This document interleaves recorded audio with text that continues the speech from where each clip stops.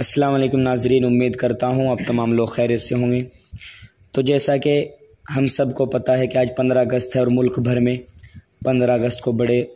جوش و خروش کے ساتھ منایا جا رہا ہے، تو اسی کے متعلق آج ہم اپنے بڑے بھائی سے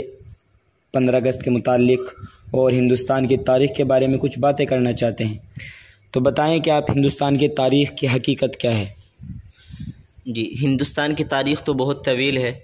اگر اس کو بیان کرنے لگے تو اس کے لیے کافی وقت درکار ہے، لیکن مختصر یہ کہ انگریز ہندوستان کے اندر آیا۔ جب انگریز ہندوستان کے اندر آیا اس وقت ہندوستان سونے کی چڑیا کہلایا کرتا تھا اور بہت زیادہ مالدار تھا، لیکن اس نے تجارت کے بہانے سے آ کر ایسٹ انڈیا کمپنی کو وجود میں لایا اور اس کے ذریعے سے ہندوستان کے ذرے ذرے پر قبضہ کر لیا، یہاں تک کہ کوئی شہر، کوئی قصبہ اور کوئی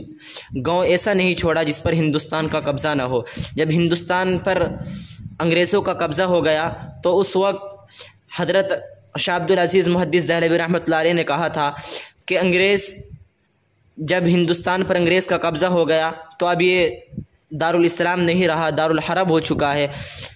اور انہوں نے فتویٰ بھی دیا تھا کہ انگریز کی فوج میں بھرتی ہونا حرام ہے، حرام ہے۔ پھر نواب سراج الدولہ جو بنگال کا حکمراں اور سردار تھا، اس نے انگریزوں کے خلاف علم بغاوت بلند کیا، لیکن میر جعفر کی غداری کی وجہ سے اس کو ہار ہو گئی، مات ہو گئی۔ اسی طریقے سے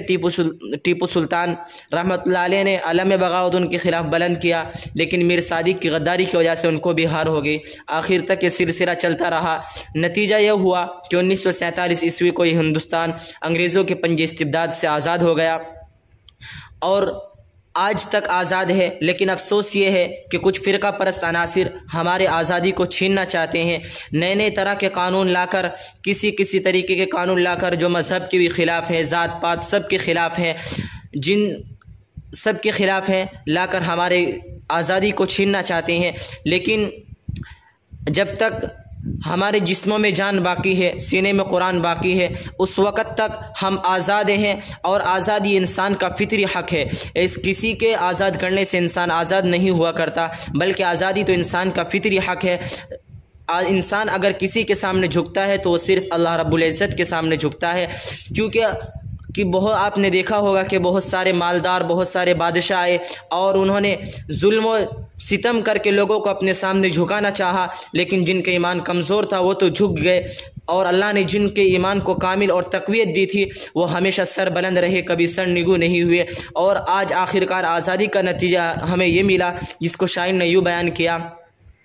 کہ ابھی تک پاؤں سے چمٹی ہے زنجیر غلامی کی، کہ ابھی تک پاؤں سے چمٹی ہے زنجیر غلامی کی، دن آزادی کا آ جاتا ہے لیکن آزادی نہیں آتی۔ یہ مختصر سی تاریخ تھی جو میں نے آپ کے سامنے بیان کی۔ بہت خوب، ماشاءاللہ، بہت بہت شکریہ۔